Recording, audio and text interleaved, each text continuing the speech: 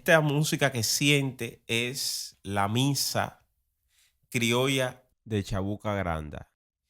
Esto ocurrió el 30 de agosto de este año, del año en curso, en el santuario de la Virgen de la Caridad, cuando fui invitado por la Embajada de Perú a la celebración del Día de Santa Rosa de Lima, patrona de Perú y de las Américas y Filipinas, la primera santa.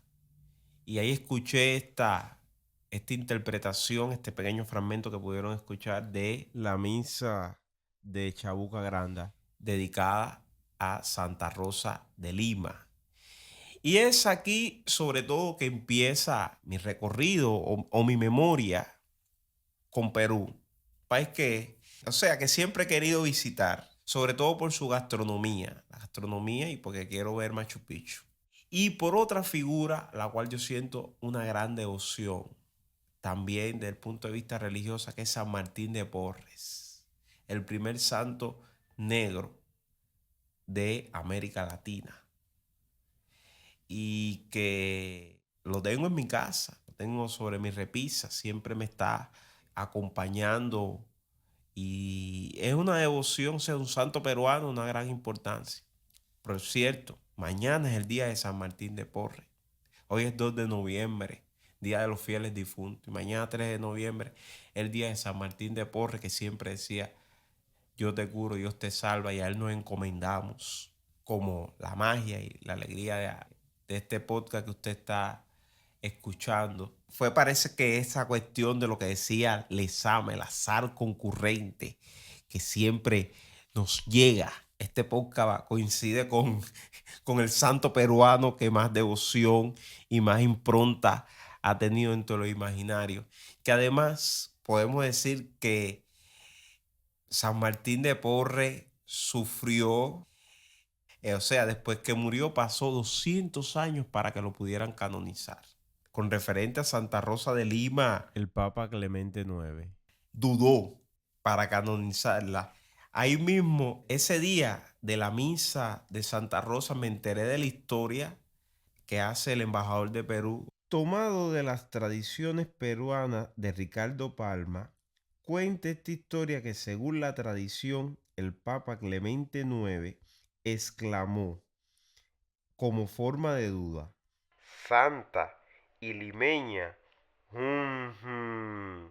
tanto daría por una lluvia de rosa. Y los pétalos cayeron sobre su mesa. Cuentan esta historia de la canonización de Santa Rosa de Lima, que también está asociada a la historia de San Martín de Porres, y le voy a contar sobre todo por qué. San Martín de Porres también sufrió el racismo de una sociedad esclavista, colonial, que lo invisibilizaba porque era hijo bastardo. Solo lo aceptaban como terciario dominico. Los terciarios, ustedes saben qué es lo que hacían: lavar, planchar, como tal. O sea, imagínate un hombre negro, terciario, o sea, el último. Dios lo favoreció con muchas cosas porque San Martín hacía muchos milagros. Tenía el poder de la bilocación, curaba a los enfermos, salía del convento sin llave. Y dice que lo vieron en México y en Japón sin nunca haber salido de Perú. Eso se llama la bislocación. O sea, Dios dijo: a este negro ustedes no lo quieren, pues yo le voy a dar muchos dones. Y hasta su muerte, el virrey de Perú fue a besarle la mano.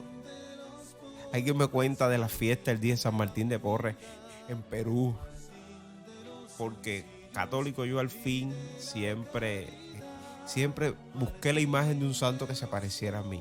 Y cuando hacíamos algo precisamente en estas fechas, en la iglesia no celebra Halloween, sino Hollywood. Y nos vestíamos cuando yo era niño de santos.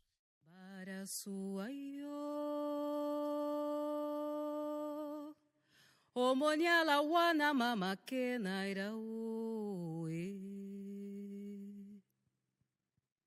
Obara swayo eke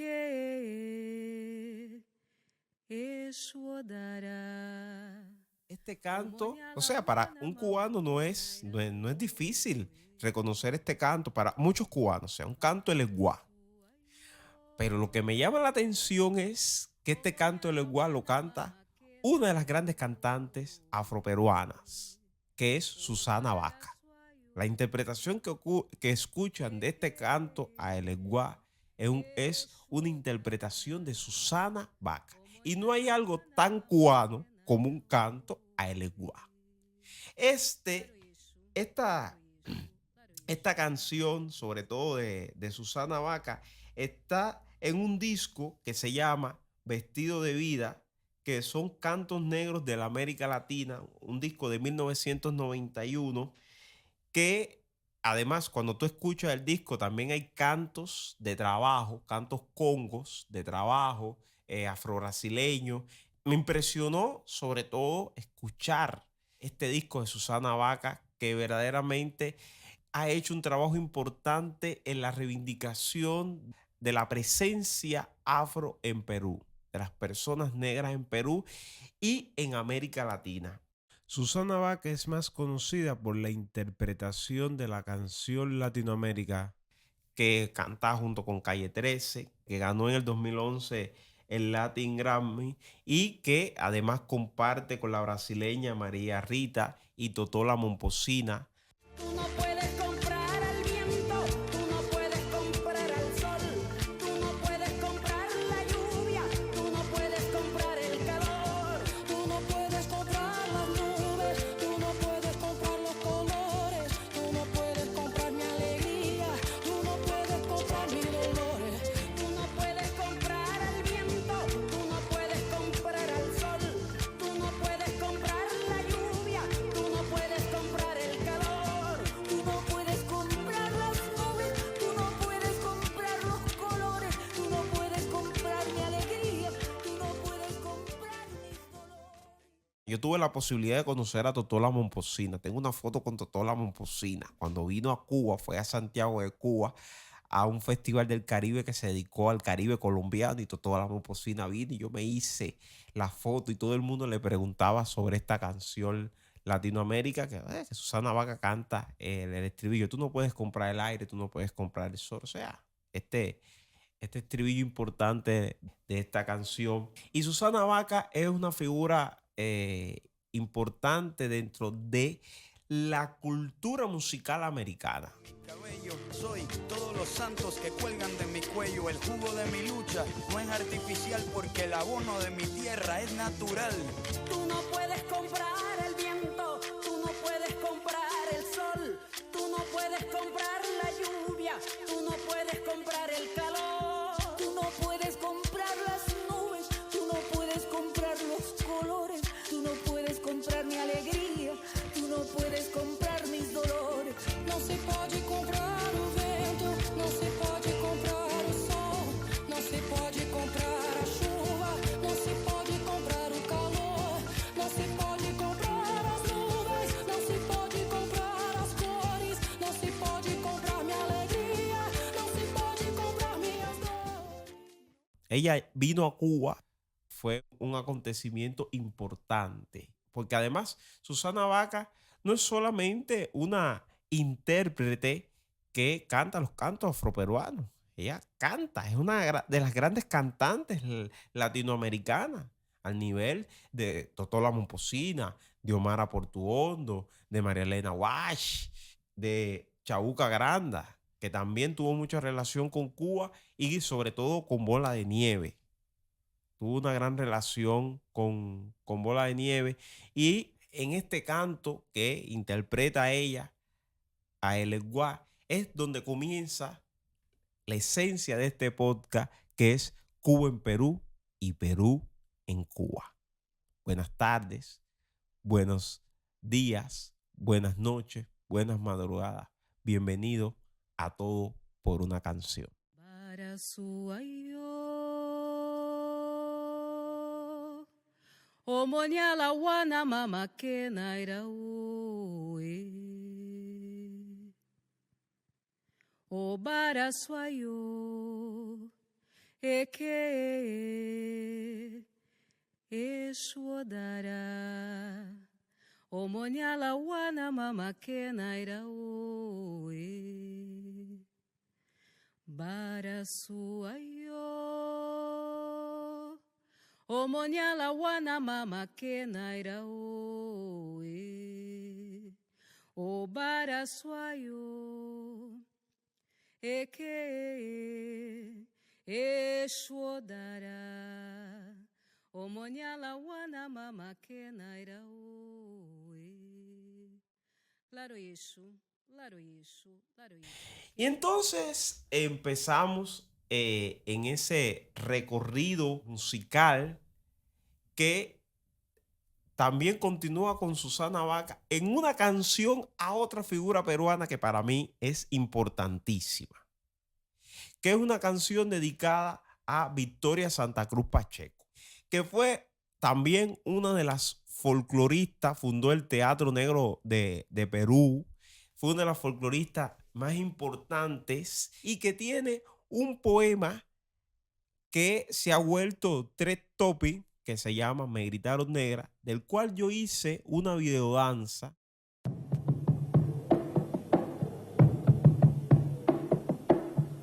Tenía 7 años apenas 7 años. ¿Qué 7 años? No llegaba a 5 siquiera.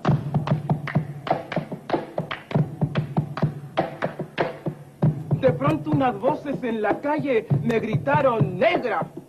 ¡Negra! ¡Negra! ¡Negra! ¡Negra! ¡Negra! ¡Negra! ¡Negra! ¿Soy acaso negra? Me dije. ¡Sí! ¿Qué cosa es ser negra? ¡Negra! Yo no sabía la triste verdad que aquello escondía. ¡Negra! Y me sentí negra. ¡Negra! Como ellos decían. ¡Negra! Y retrocedí. ¡Negra! Como ellos querían. ¡Negra!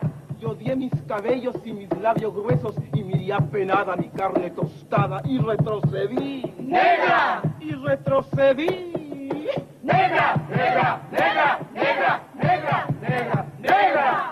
¡Negra! ¡Negra! ¡Negra! ¡Negra! ¡Negra! ¡Negra! ¡Negra! ¡Negra! Y pasaba el tiempo. O sea, es el video que yo tengo en YouTube con más vistas y que más comentarios tiene de mucha gente peruana agradeciéndome por esto y diciendo, enalteciendo el folclore de Perú.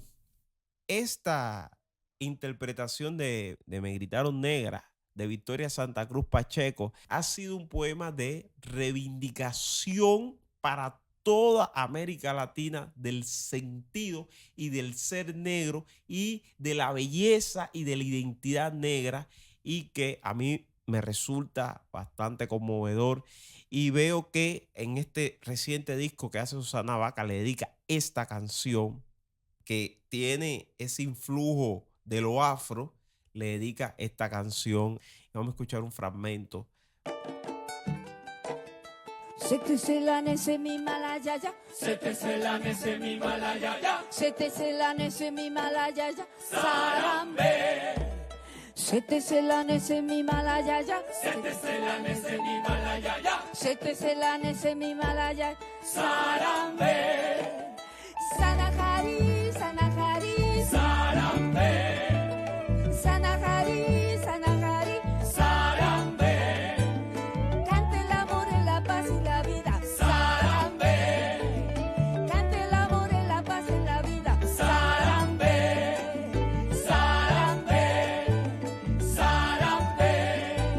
Sarambe. Sarambe.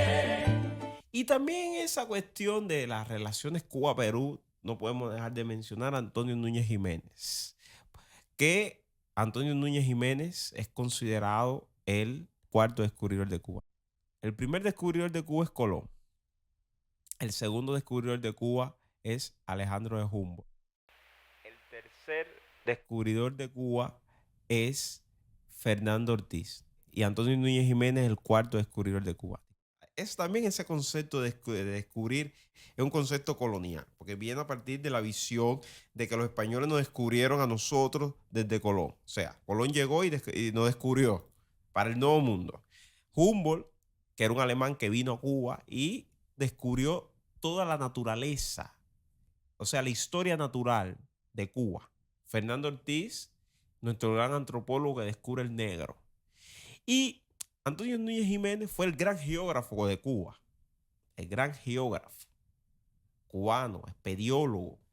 Su bibliografía tiene más de una docena de libros que habla de todo tipo, o sea, de geografía de Cuba, que fue el primer libro que recuerdo que publicó en 1950, de geografía regional, de geografía de las provincias, de las cuevas de Bellamar, de los viajes que hace. Pero ¿qué es lo que pasa? Que Antonio Núñez Jiménez fue embajador de Perú, de Cuba en Perú, desde 1972 a 1977.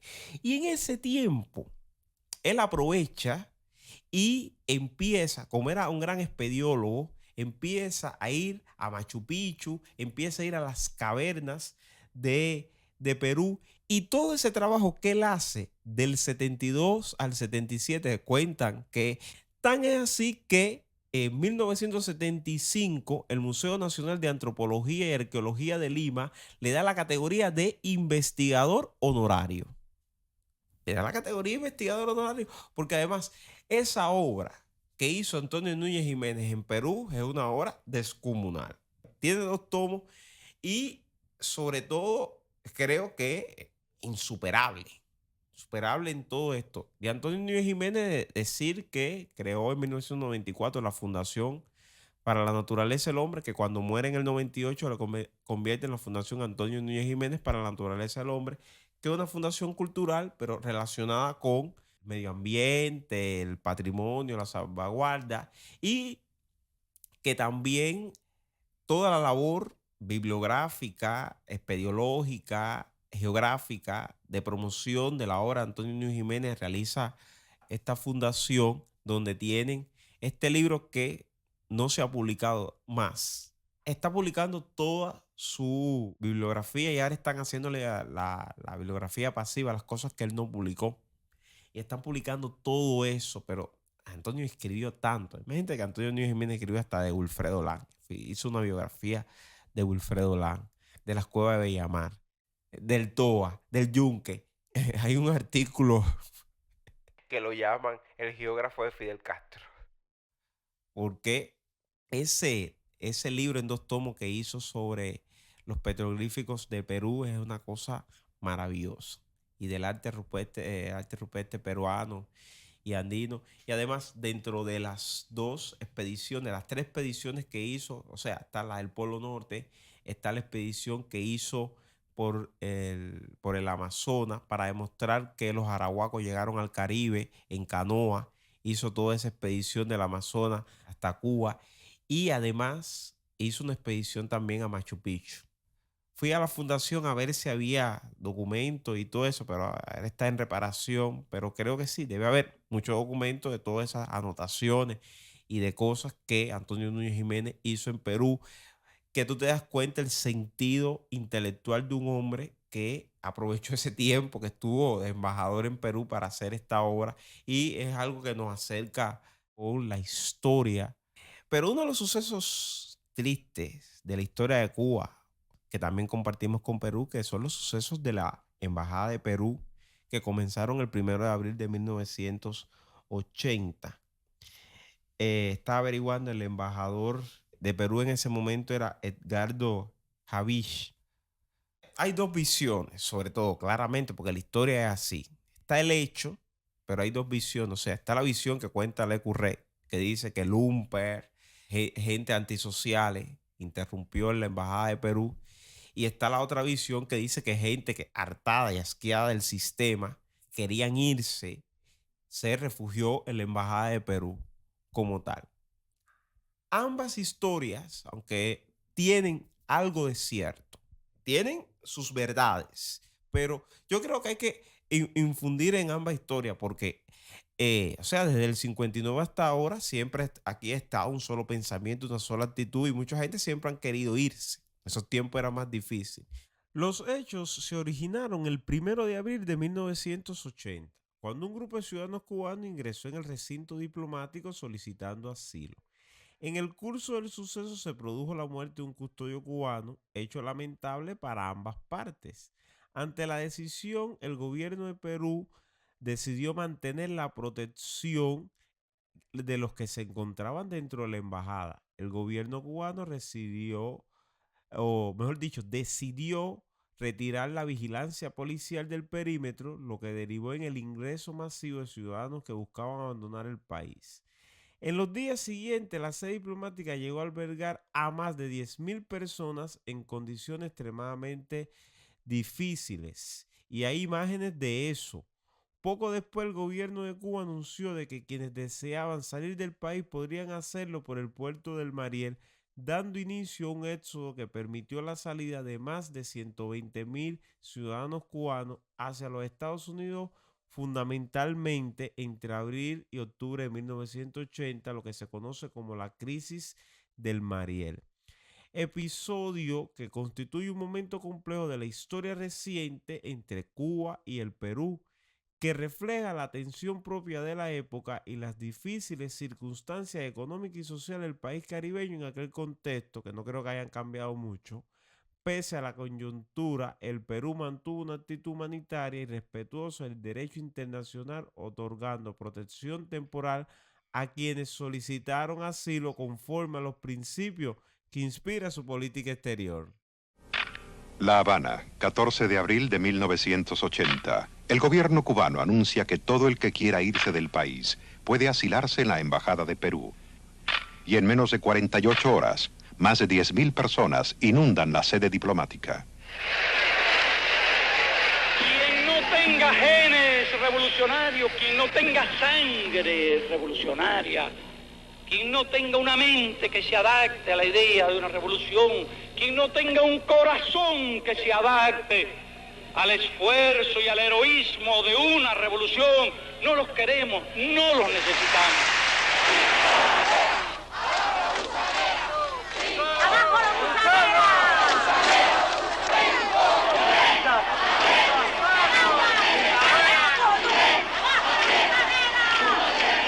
Comienza uno de los éxodos más grandes de la historia moderna. En los próximos meses, por el puerto de Mariel, más de 120.000 cubanos salen rumbo a Estados Unidos, 90 millas al norte. Es el segundo éxodo, porque hubo el éxodo de Boca de Camarioca. El éxodo de Boca de Camarioca era gente con dinero y todas estas cosas, pero aquí se fue la gran mayoría de mucha gente.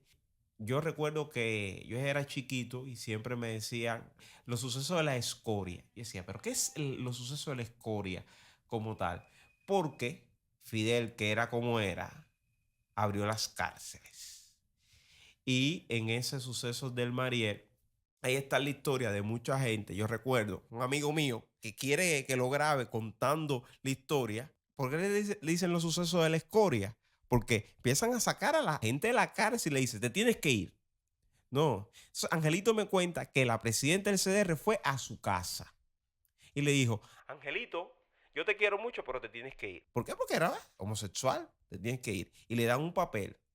Y ese amigo mío nunca se quiso ir. Y va al lugar y gracias a que conocía a alguien, pudo irse para su casa. Me empujaron con la culata del fusil por el pecho. Y entonces unos oficiales soltaron unos perros allí. Y al soltar los perros yo fui a echar para atrás y me caí. Entonces se me tiraron arriba los oficiales. Me patearon la pierna hasta rompérmela. Entonces en ese momento llegaron los perros y los perros no me tiraron a morder, sino me lambieron la cara nada más. Cuando saben que una persona se va, le empiezan en la casa a romperle las puertas, a la pandilla, ¿no? Hay una película que retrata esto que es Scarface. Algún día vendría aquí en los Estados Unidos. ¿Y dónde está tu padre ahora? No está. Murió. Un día. En algún lugar. ¿Y tu madre? Ya no tengo. ¿Qué clase de trabajo tenías en Cuba? Bueno, pues hacía de todo. Que esto y que el otro. Construcción de edificios. Trabajaba con mis manos y estuve en la Armada. ¿Tienes familia en Norteamérica? ¿Primos, cuñados, alguien? No, no tengo familia. Todos están muertos. ¿Has estado en la cárcel? ¿Yo?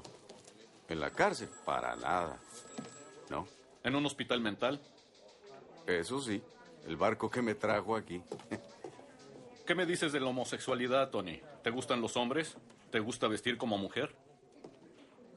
¿Qué diablos le pasa a este amigo? ¿Está bromeando o qué? Solo responde. Muy bien. No. ¿Está bien? Claro que no. ¿Te han arrestado por contrabando, por vender marihuana? No, no, nunca. ¿Heroína? No, nada. ¿Cocaína? Toma el contexto ese que va a recibir a todo el que viene. Pero cuando se dan cuenta, porque además abrieron los psiquiátricos y montaron a gente de los psiquiátricos cuando Estados Unidos se da cuenta de lo que estaba llegando. Y a partir de esas discusiones vienen los sucesos de abrir la oficina de intereses de La Habana, las conversaciones con Carter y todo ese proceso. Pero de los sucesos de la Embajada de Perú y de los que fue después el Mariel, vino algo que se llamó la Marcha del Pueblo Combatiente, que ahí están las grabaciones de Santiago Álvarez de los sucesos de la Embajada de Perú y cómo a la gente por quererse ir le daban golpes y le tiraban huevo.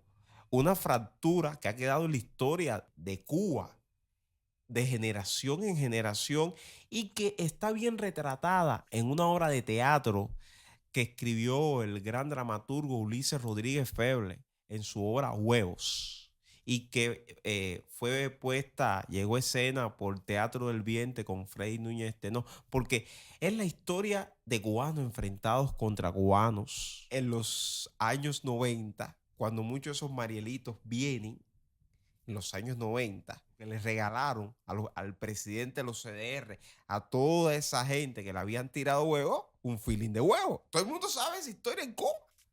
Lo que no soporto es que ahora regrese. Me iba a pensar que esto iba a cambiar. Los jodidos, los rusos, los checos, los alemanes, ¿te lo imaginaba? Pero ¿por qué digo yo que cambiar ahora, ¿Es que esos huevos en mi puerta me van a hacer cambiar? He pasado cosas peores en la vida. Pero lo jodí. ¿Viste cómo huía? Huyó como un perro con su traje de Santa Claus, con el rabo entre las patas. Y ya lo buscaré. Ese tiene que ser... No te atrevas. Será... A mí que grité no toquen al niño. Es que ellos no se acuerdan. Ni un huevo tocó Carito. ¿O sí? ¿O será...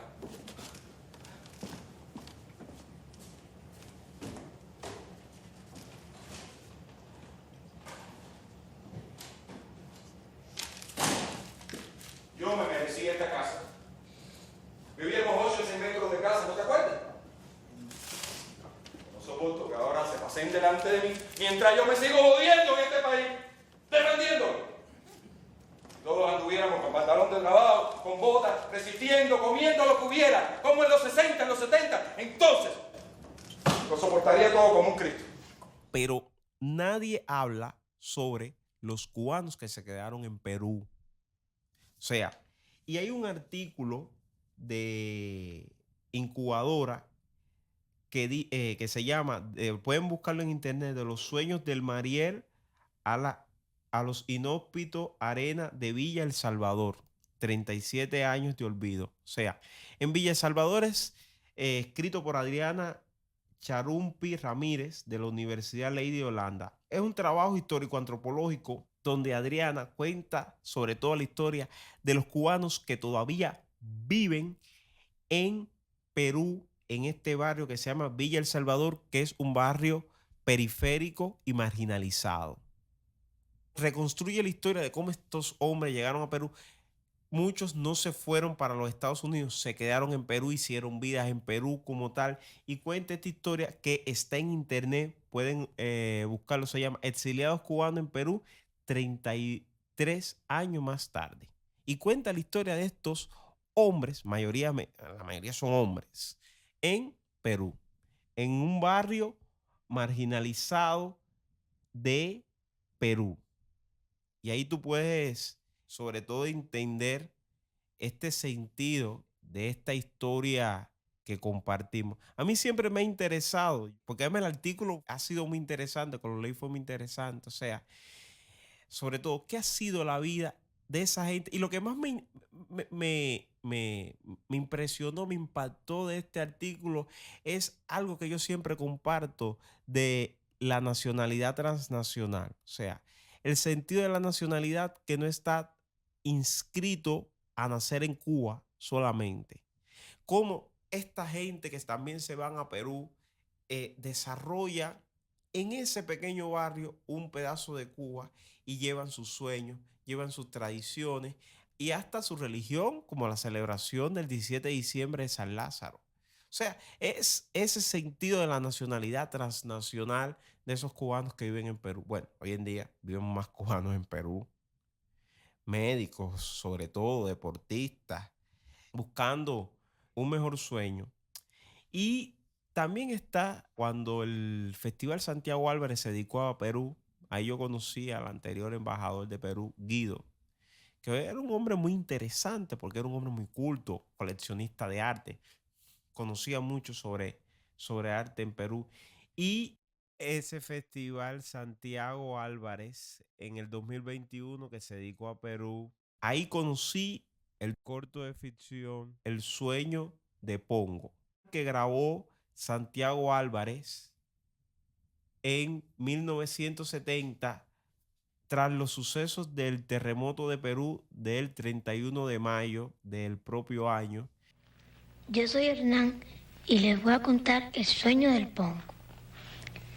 Esta es la historia de un hombrecito esmirriado, mal vestido, temeroso como un perro apaleado, que entró a trabajar de pongo, de sirviente, por la comida en la casona de un gran señor del Perú.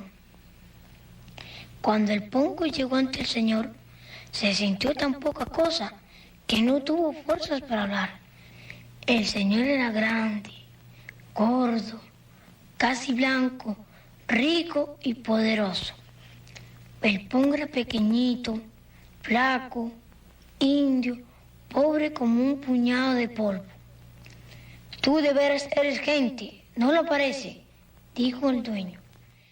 Que después, cuando llega a Cuba, reconstruye y hace el corto de ficción de 11 minutos y que en Cuba Cine hay una descripción del 10 de septiembre del 2020. Jorge Rivas, que es uno de los periodistas culturales más reconocidos de Cuba, hace una descripción de este material que además es muy interesante. El sueño de Pongo demuestra esa capacidad que tenía Santiago Álvarez de algo que era periodístico, o sea, de un suceso que era periodístico, convertirlo en una obra de arte.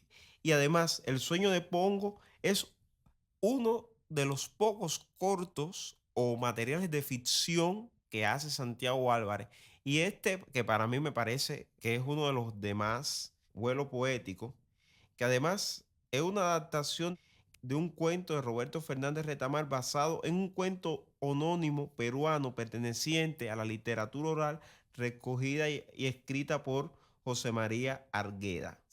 O sea, la sinopsis es la adaptación del ingenioso cuento quechua escrito por José María Argueda y que es adaptado por Roberto Fernández Retamar sobre un hombrecito indígena que entra a trabajar de pongo, o sea, de sirviente, y el patrón dueño de una inmensa casona en el Perú.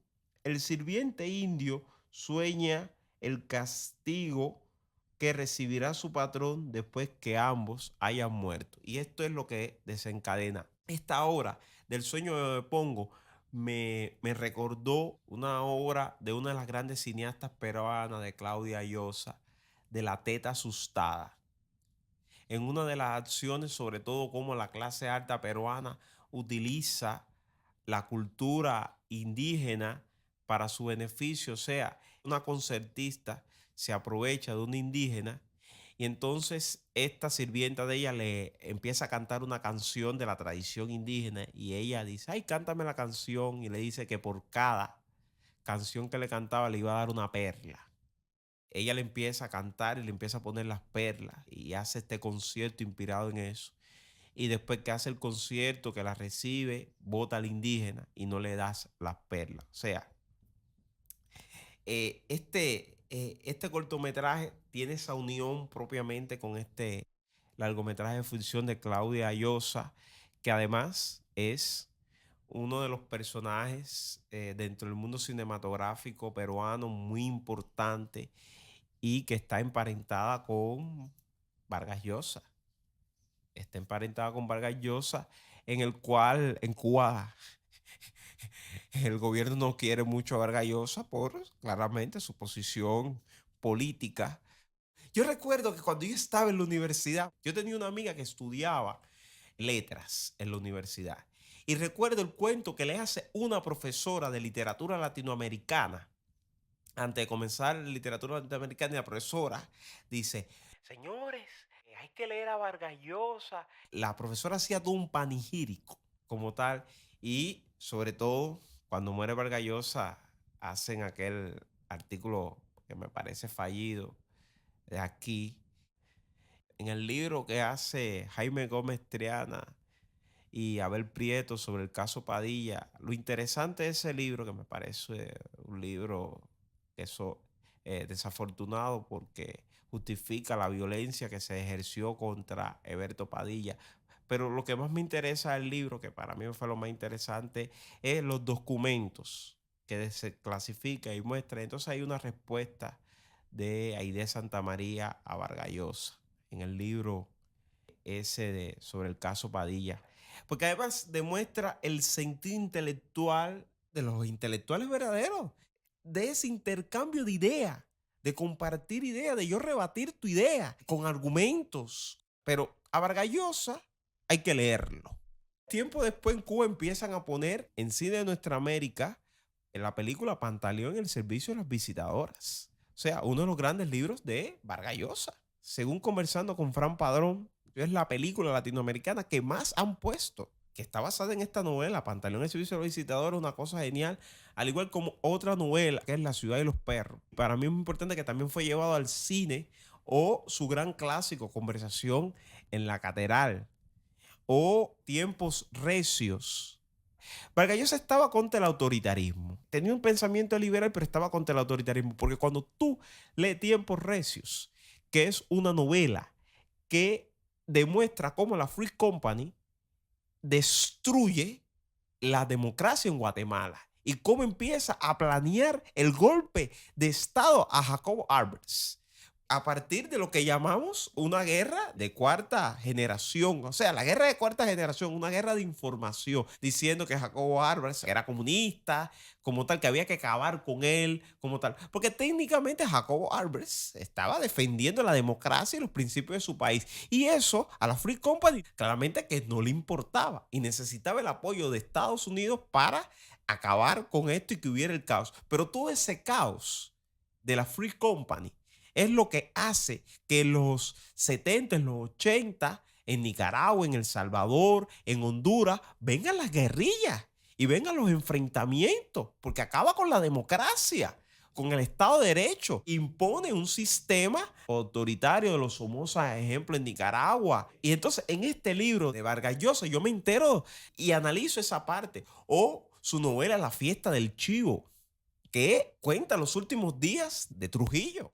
Y una historiadora amiga mía que estaba en Santo Domingo me dice que Vargas Llosa describió perfectamente toda esa zona histórica de Santo Domingo.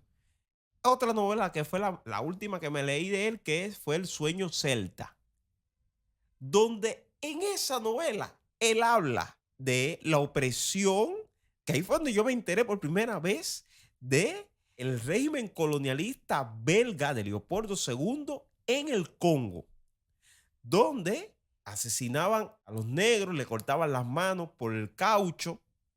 Y en otro capítulo, o sea, comparte esto. Es una novela sobre el colonialismo y la colonialidad. Es lo que te habla esa novela. Y comparte esto con la guerra entre Irlanda e Inglaterra.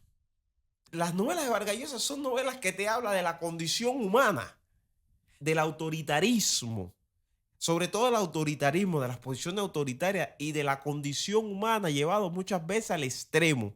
Y cómo esa condición humana busca ese sentido de la libertad en todo. Porque todas esas novelas, Pantaleón, el servicio de la visitadora, La ciudad y los perros, al final todas te están hablando de cómo salir de las situaciones autoritarias y lograr la libertad. Tiempo recio y Conversación en la Catedral es una novela más netamente narrativa y de aporte literario.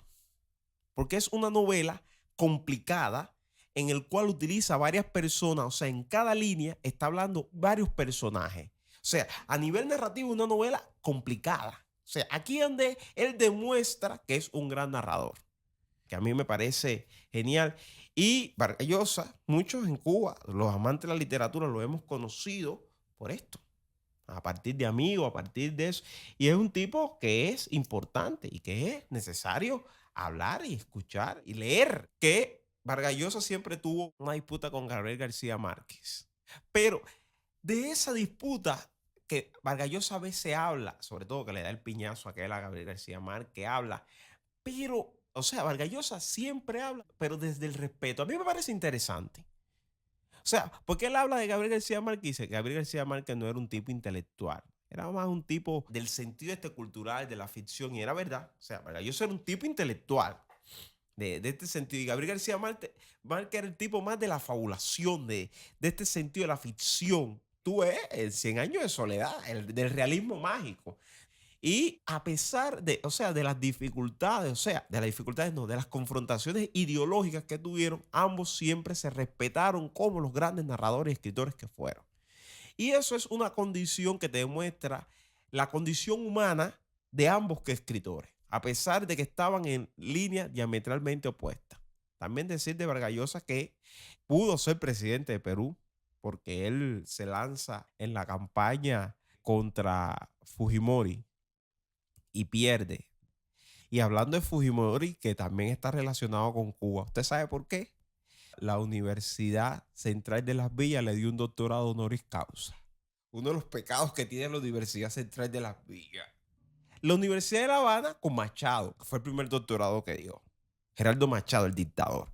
Y la Universidad Central de Las Villas con Fujimori.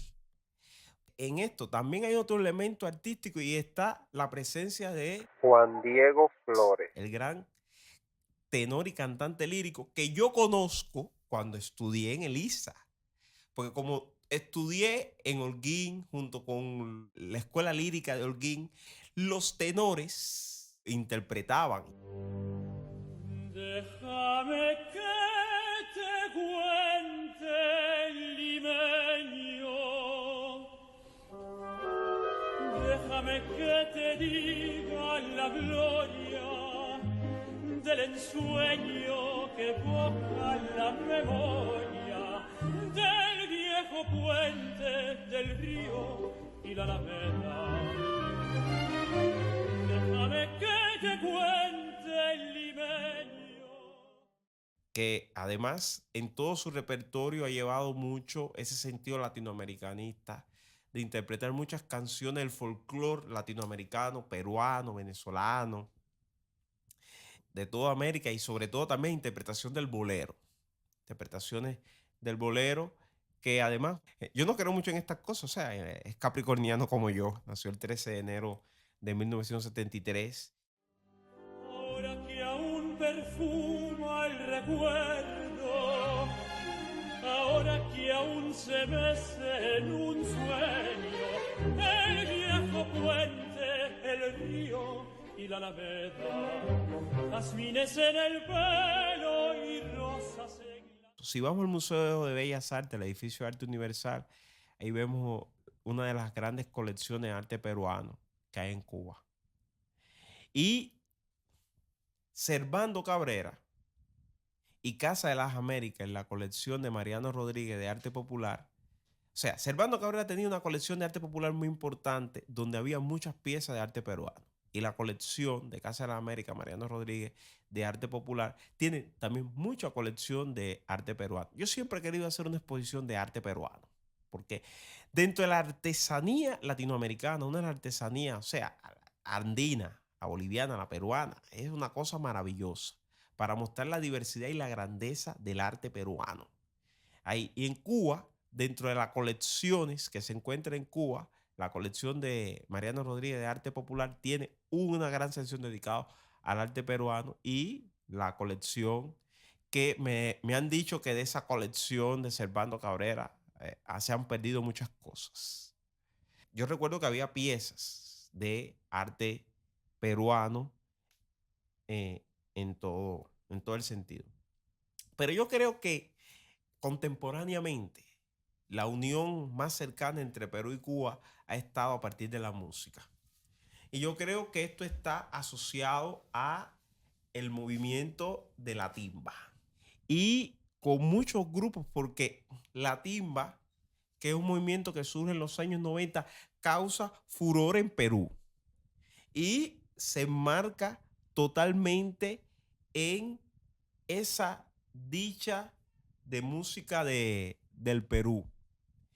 Y es como la salsa empieza a llegar al Perú y tenemos la salsa peruana, donde una vez en el capítulo de Cuba y Japón y Cuba, pusimos un ejemplo de eso, que es Tony Zúcar y Mini Zúcar.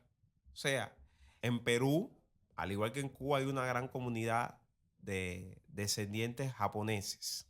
Y Mini Zúcar es una de esas descendientes. Y Tony, o sea, que estudió percusión. El otro día para hacer este podcast, estaba escuchando su historia. Estudió percusión, aprendió.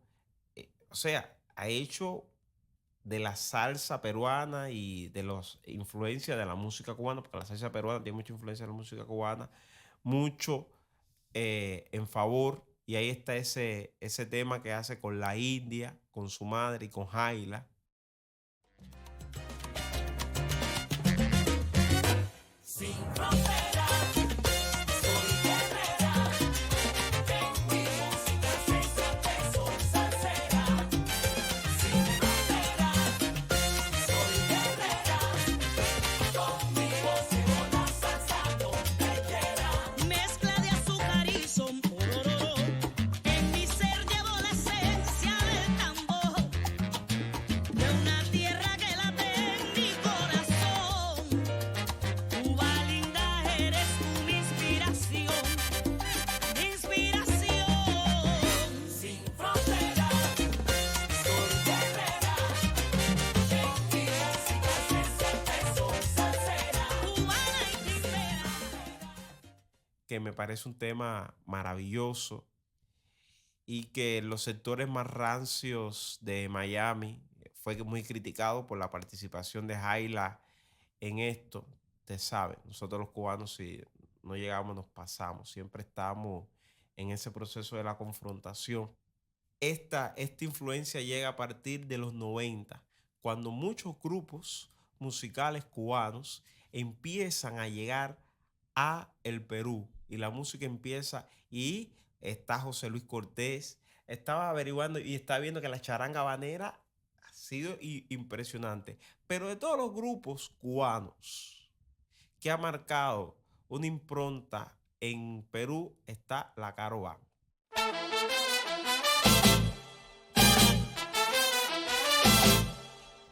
Acabo de renunciar a algo que pensaba me iba a durar, pero cogió el camino que no debió tomar y ahí quedó, no dio pa' más. Estas cosas suelen suceder, siempre no es como uno cree. Todo lo que brilla no es oro ni tesoro, antes de mirarlo limpiate los ojos. La Caro Band, que fue un grupo que creó Blas Muñoz en abril de 1994 y que tiene una característica peculiar este grupo, porque Blas Muñoz, según él cuenta en una historia, él funda la agrupación junto con su esposa, y su esposa, que era original de Jovellanos, de Matanza, y su esposa tenía 2 hermanas, y le hace una canción a cada una de esas hermanas dedicada a Jovellanos, participan, ganan. Y esa es la idea para hacer la Caro Band. Por eso se llama Caro, por las mujeres. Que además es una característica muy, muy, muy particular de esta banda, de esta agrupación. Que cuando tú la oyes, cuando tú la escuchas, tiene un timbre y un empaste único. No me rindo, pero se acabó. Tú te creías que me iba a morir y que tu amor era de etiqueta. Mira cómo estoy, ¿cómo?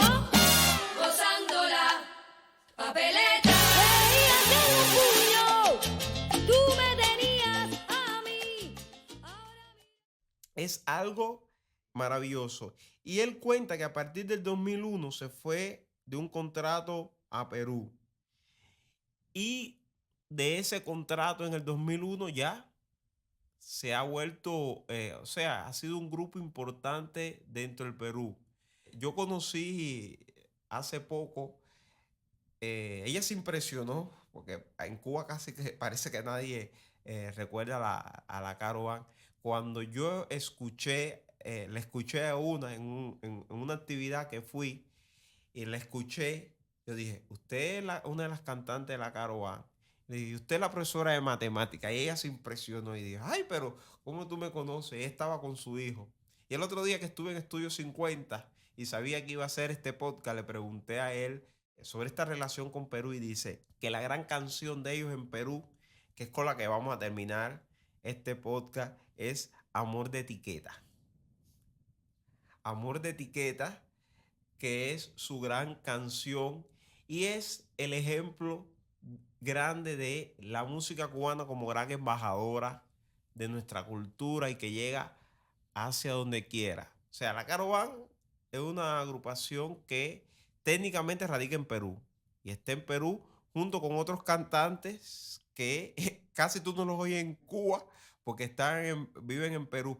Yo recuerdo que cuando el reggaetón comenzó y Osmani García se hizo famoso, decían que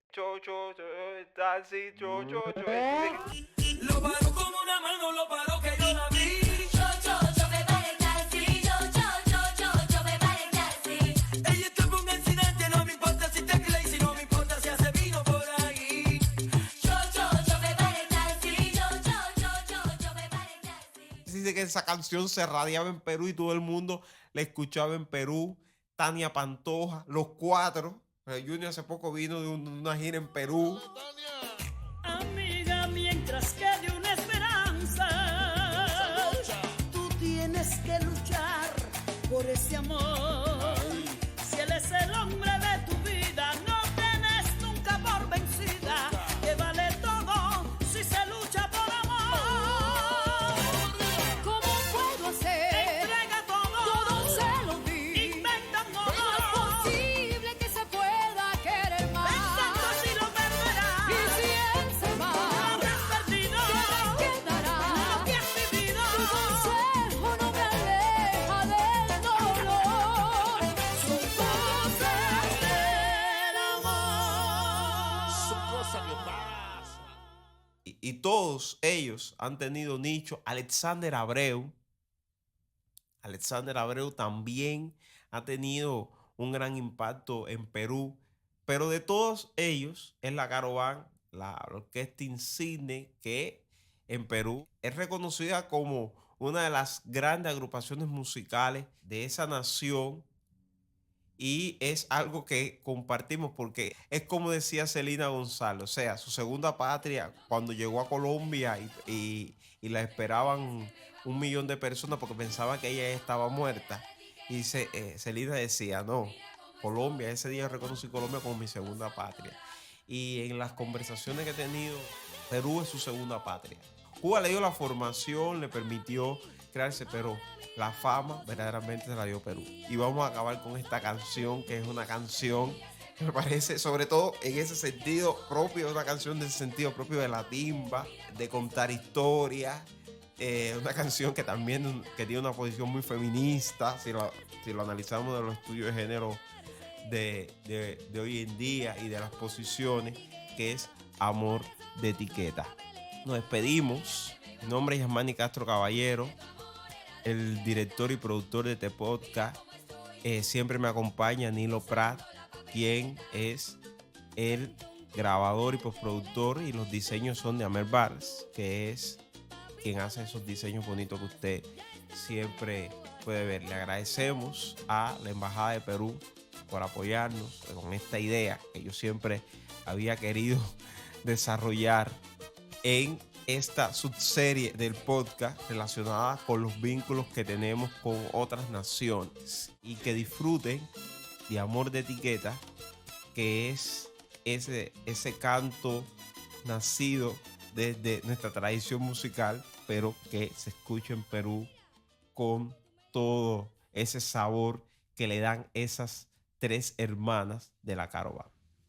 Buenas tardes, buenas noches o buenas madrugadas.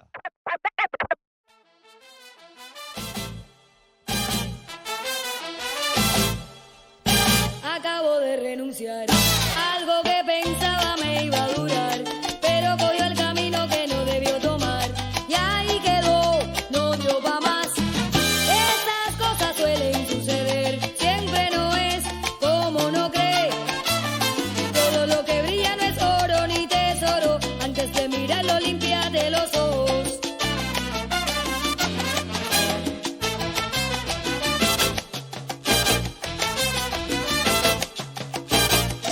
Al principio no me iba mal, me gustaba y suerte me daba. Al lado de reina me creía y si tenía que apostar, apostaba. Pero muy fuerte le dio, un rey sin palacio se creó. Se sentía querido, estaba poseído, creía que imposible era levantar bandera blanca y decir: no me rindo, pero se acabó. Tú te creías que me iba a morir y que tu amor era de etiqueta. Mira cómo estoy, ¿cómo? Gozando la papeleta.